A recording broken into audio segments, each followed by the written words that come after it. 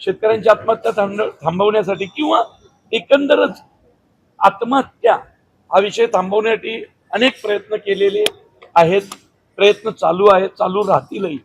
परंतु मला असं वाटतं की देऊळबंद 2 आता परीक्षा देवाची हा चित्रपट हा त्याच्यावरचा सगळ्यात मोठा तोडगा असेल. कारण मी खात्रीला एक सांगतो, माझा हा सिनेमा पाहिल्यानंतर मनामध्ये जर कुठलीही नकारात्मक गोष्ट येत असेल शेतकऱ्याच्या काय किंवा कुठल्याही सामान्य व्यक्तीच्या, तर ती नकारात्मकता संपणार म्हणजे संपणार. चित्रपटाचं शूटिंग गेल्या वर्षी सुरू असताना मराठवाड्यात दुष्काळ आला होता. त्यावेळी आम्ही ताबडतोब मी स्वतः निर्माती कैलास वाणींना विनंती केली की बाबा महाराष्ट्रात काहीतरी एवढा ओला दुष्काळ आहे, मी इकडं काही शूटिंग करत बसणार नाही, तर मला मराठवाड्यात जायचंय.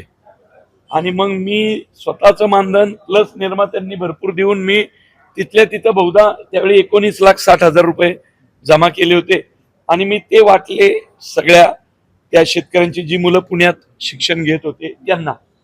आणि या सिनेमाचं काही मी आधीच घोषणा केली आहे, म्हणजे खूप बिझनेस करे की केलाय म्हणून नाही, चित्रपट रिलीज व्हायच्या 10 दिवस आधीच केली होती ना घोषणा.